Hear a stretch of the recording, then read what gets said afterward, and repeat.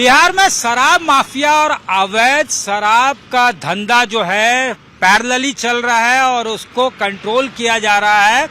तो उसी तरह से विपक्ष का आरोप है कि झारखंड में अवैध खनन का धंधा लगातार चल रहा है और मास्टरमाइंड पर्दे के पीछे है, जबकि जो मासूम लोग हैं, जो मजबूर लोग हैं, जो बेरोजगार लोग हैं, उनको अवैध खनन के दलदल में धकेला जाता है, जहां से वापसी का कोई फिर रास्ता नहीं होता है, जान गंवानी पड़ती है। और ये लगातार जो है झारखंड में हर कुछ दिनों के इंटरवल में देखने को मिलता है। धनबाद में फिर ऐसी एक घटना घटी है। बाघमारा में जमुनिया नदी के किनारे 9 लोग जो है जो अवैध खनन में थे शामिल, उनके दबे होने की बात जो है वो निकल कर आई है और सबकी मौत हो गई है। ये भी बात जो है सामने आ रही है। जेडीयू के विधायक सरयू राय ने इसको ट्वीट किया है। बीजेपी का आरोप है कि ये स्टेट स्पॉन्सर्ड रैकेट है और ये हत्या जो है उसका भी ओनर्स और रिस्पॉन्सिबिलिटी जो है वो स्टेट गवर्नमेंट पे है, क्योंकि ऐसा हो नहीं सकता है कि अवैध खनन हो, इलीगल माइनिंग हो और सरकार को इल्म ना हो, सरकार के जो अधिकारी हैं उनको पता नहीं हो। तो ऐसे में इस मामले में सीबीआई की जांच होनी चाहिए। अगर तह तक पहुंचना है, दूध का दूध पानी का पानी हो जाएगा कि कहां तक माफिया आखिर कैसे सिंडिकेट में ऑपरेट करते हैं और इसका कनेक्शन और लिंक कहां तक है ऊपर तक। ये अगर बातें जो है इसका अगर इन्वेस्टिगेट करना है तो सीबीआई जांच होनी चाहिए।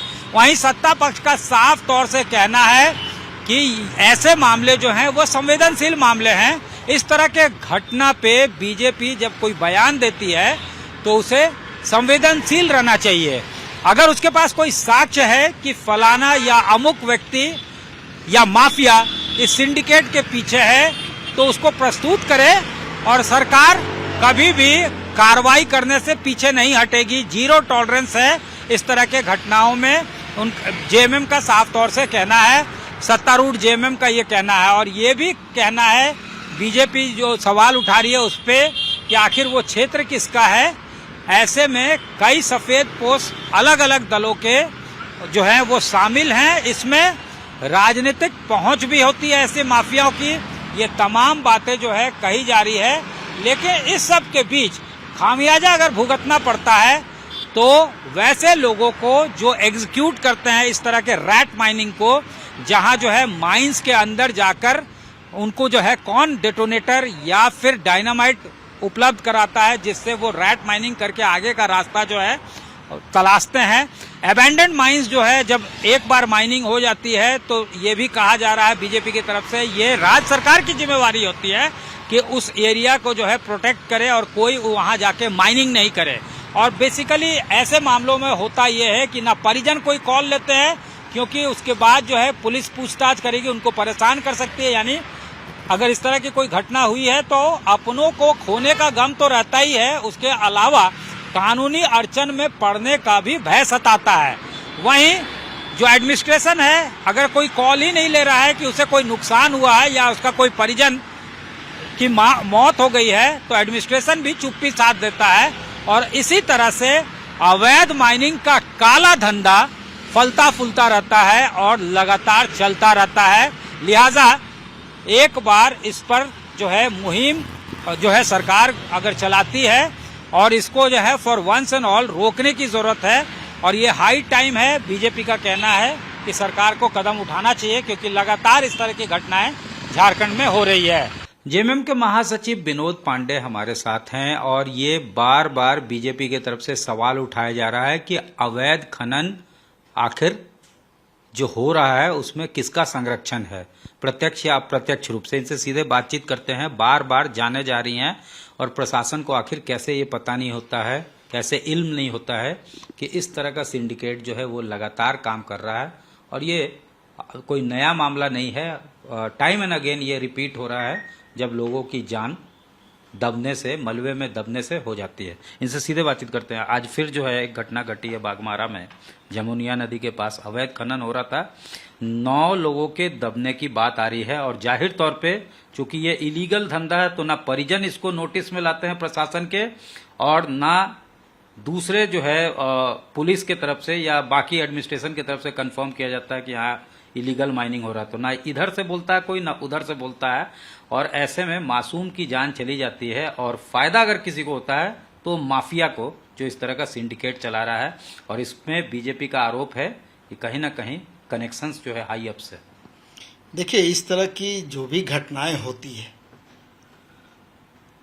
वो घटना तो निश्चित रूप से दुखद है, लेकिन भारतीय जनता पार्टी जिस तरह से इस तरह की घटनाओं पर राजनीति करती है, हम समझते हैं कि ये बहुत ही निंदनीय है और दुर्भाग्यपूर्ण है। वो इसलिए कि इस तरह की घटनाएं जब भी हुई है इस राज्य में, सरकार और शासन प्रशासन ने त्वरित कार्रवाई की है, दोषी लोग भी गिरफ्तार होते हैं, और जो परिजन हैं जहां इस तरह की बातें होती है, घटना घटती है, उनके साथ भी सरकार और शासन प्रशासन संवेदनशील भूमिका में रहता है। ये बात सही है कि इस तरह की घटनाएं अभी राज्य में हुई है, लेकिन जिस तरह से इस पर कार्रवाई और जिस तरह से इस पर रोक लगाने की प्रक्रिया सरकार के द्वारा चलाई जा रही है, एक मुहिम चलाई जा रही है, और जब इसके तह में आप जाएंगे, जिस तरह से सरकार गई है, तो बहुत सी चीजें स्पष्ट रूप से सामने आती है। लेकिन हम लोग अभी उन सारी बातों को सामने नहीं ला रहे हैं, चूंकि उसके जो प्रमाण हैं वो जैसे ही उपलब्ध होंगे तो भारतीय जनता पार्टी के लोग बेनकाब भी होंगे। दूसरी तरफ जो भारतीय जनता पार्टी का आरोप है, वो इस तरह की घटना पर लगातार मृतक परिजनों के साथ संवेदना व्यक्त नहीं करके और सरकार को कटघरे में खड़ा करना चाहते हैं। सकारात्मक भूमिका आप निभाइए। आपके पास कोई साक्ष्य है तो आप जरूर प्रस्तुत कीजिए। सरकार के ऊपर में सीधे आरोप नहीं लगाना चाहिए और इससे भारतीय जनता पार्टी को बचना चाहिए। इस वक्त बीजेपी के प्रवक्ता प्रतुल सहदेव हमारे साथ हैं। धनबाद में एक बार फिर अवैध माइनिंग को लेकर दुर्घटना घटी है। 9 लोगों के दबे होने की खबर आ रही है। जाहिर तौर पे ये एक ऐसा मामला होता है जहां ना तो परिजन कोई कॉल लेते हैं क्योंकि ये अवैध माइनिंग होता है, और ना ही प्रशासन किसी चीज की पुष्टि करता है। भोले भाले लोग रोजगार के तलाश में जाते हैं और माफिया जो होते हैं इसके, वो उनको इस दलदल में ढकेलते हैं जहां से वापसी का कोई रास्ता नहीं होता है। इस वक्त बीजेपी के प्रवक्ता है हमारे साथ, इनसे सीधे बातचीत करते हैं। ये आप देख रहे हैं कि टाइम एंड अगेन ये रीइटरेट हो रहा है। धनबाद में आप देख रहे होंगे और लंबे समय से अवैध माइनिंग होता है, अवैध खनन होता है, रैट माइनिंग करते हैं, और उसमें उनको साइंटिफिक तरीके पता नहीं होता है।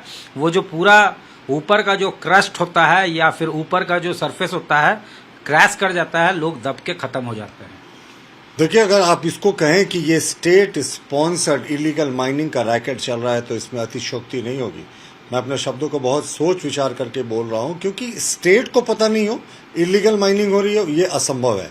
और आप देखिए 5.5 वर्षों में हेमंत सोरेन के कार्यकाल में जो घटनाएं हुई हैं, निरसा में हुई है, तेतुलमारी में हुई है, कालू बथान में हुई है, झरिया में हुई है, जहां इलीगल खदान जिनको बीसीसीएल ने, जिनको कोल इंडिया की अनुषंगी इकाइयों ने बंद कर दिया, और पूरे तरीके से वो बंद होने के बाद राज्य सरकार को हैंडओवर हो जाता है, लेकिन वहां लगातार इलीगल माइनिंग चल रही है। और सड़क के रास्ते से जहां पुलिस का पहरा रहता है, वहां से इलीगल माइनिंग के ट्रकों का निकल रहा है लगातार काफिला। राज्य सरकार कुछ नहीं कर पा रही। और देखिए किस तरीके से माफिया एक्सप्लॉइट करते हैं।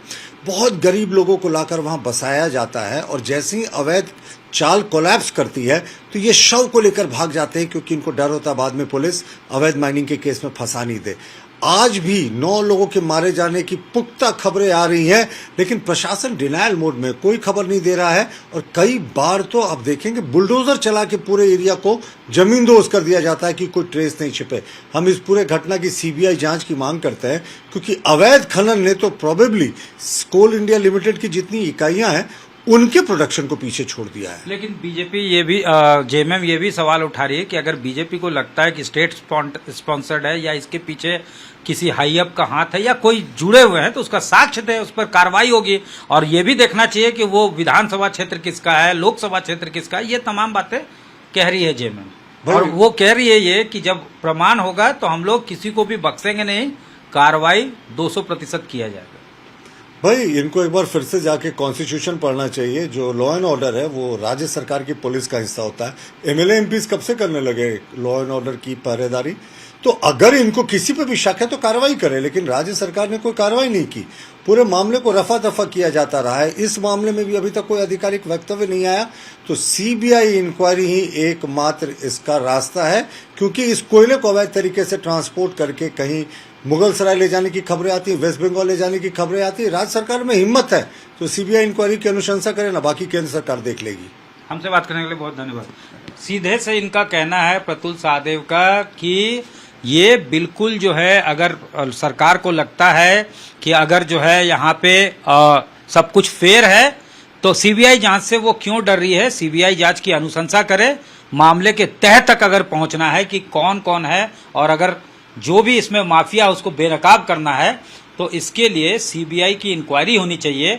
और तभी ये जो सिंडिकेट है या फिर इस तरह का जो रैकेट चल रहा है, स्कैम चल रहा है इलीगल माइनिंग का, उस पर रोक लगाई जा सकती है।